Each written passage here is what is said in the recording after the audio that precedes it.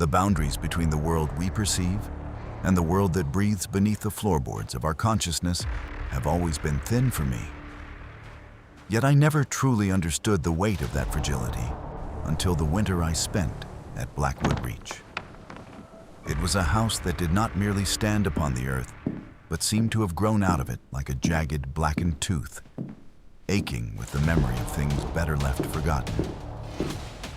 The air inside held the stale, iron-scented chill of a tomb. And the silence was not an absence of noise, but a heavy, expectant presence that followed me from room to room. I came there seeking solitude to finish my work. But solitude is a treacherous companion when the mind begins to unravel. It started with the sound of water, not the rhythmic drip of a leaky faucet or the steady rush of rain against the glass, but a slow, rhythmic thrumming deep within the walls, like the beating of a waterlogged heart. I found myself standing in the hallways at 3 in the morning, my palm pressed against the peeling wallpaper, feeling the vibration of something moving behind the plaster.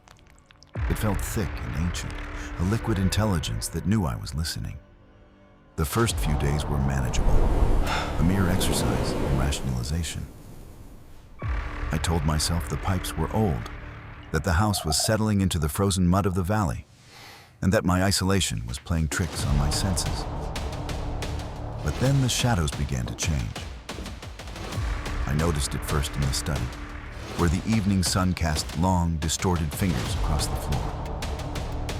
One of those shadows, cast by a heavy mahogany coat rack, did not retreat when the sun went down.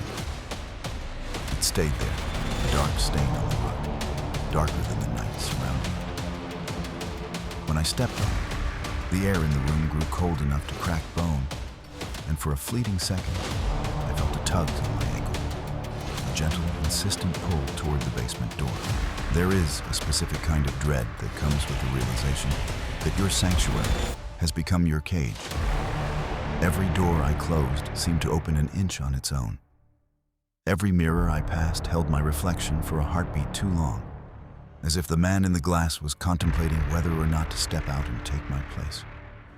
I began to sleep with the lights on, but the light only made the corners of the rooms darker, more defined, and more inviting to the things that dwelled within them. The descent into true terror was gradual, a slow drowning in a sea of small, impossible details. I found a collection of old photographs in a trunk in the attic, all of them depicting the previous owners of the house. In every single image, regardless of the year or the setting, there was a figure standing in the far background, half hidden by a tree or a curtain.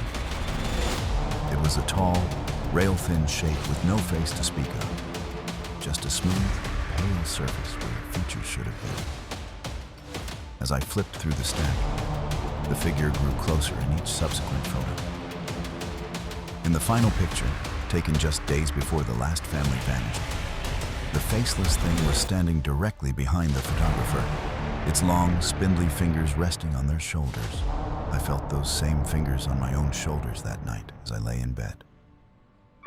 They were cold, like icicles dipped in swamp water, and they smelled of damp earth and old copper.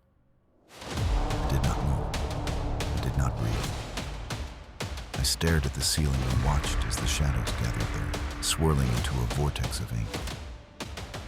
A voice, if you could call it that, whispered into the marrow of my bones. It didn't use words, but I understood.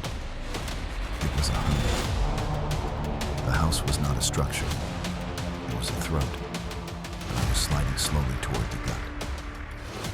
I tried to leave the next morning, but the engine of my car was filled with thick, black silt, and the road leading away from the valley had been washed out by a sudden, violent surge of mud. I was trapped with the silence and the thrumming in the walls. I spent the afternoon barricading the basement door, nailing boards across the wood until my hands bled, but I knew it was a useless gesture. The basement wasn't a room downstairs. It was a state of being that was already rising up to meet me.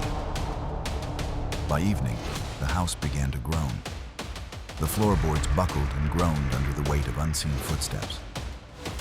I retreated to the kitchen, clutching a rusted carving knife that felt useless against the weight of the atmosphere. The shadows were no longer confined to the floor. They were peeling themselves off the surfaces, standing upright like silhouettes of smoke. They circled me, swaying to the rhythm of the water heart in the walls. I realized then that the house wasn't haunted by spirits. It was haunted by time. Every moment of suffering, every gasp of fear that had ever occurred within these walls was being replayed in a loop, and I was being woven into the tapestry. I saw a woman in a Victorian dress, weeping in the corner, her face dissolving into gray mist. I saw a child reaching for a ball that turned into a human skull. And through it all, the faceless figure from the photographs watched me, growing taller, its presence filling the room until the air was too thick to swallow. The final hours are a blur of gray and shadow. I remember the sound of the nails pulling out of the basement door, one by one, with a high-pitched shriek of protesting metal. I remember the smell of the deep earth rising up, a scent of rot and rebirth. I stood at the top of the stairs, looking down into the darkness that had finally come to claim its due. The faceless thing stood at the bottom, its hand outstretched, beckoning. There was no scream left in me. There was only a profound, hollow acceptance. I realized that my name was already written in the dust on the shelves, that my voice was already part of the thrumming in the pipes. I wasn't a guest here anymore. I was a memory.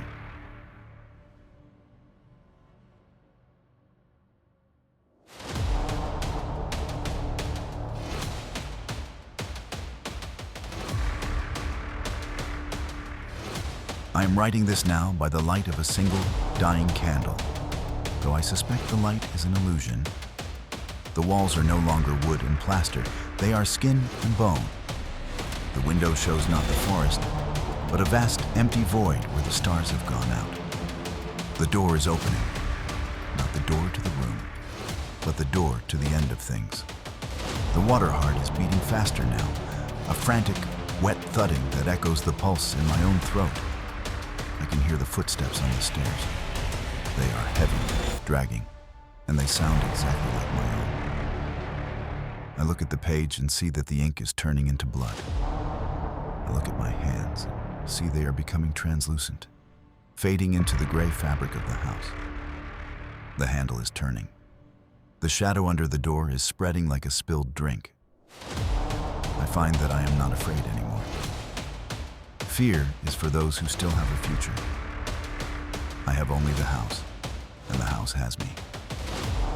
As the wood begins to scream and the ceiling begins to weep, I realize that the open door doesn't lead out. It leads further in, to the basement that has no bottom and the night that has no dawn. I hear my own voice calling to me from the darkness below, and I find myself answering. I am almost home.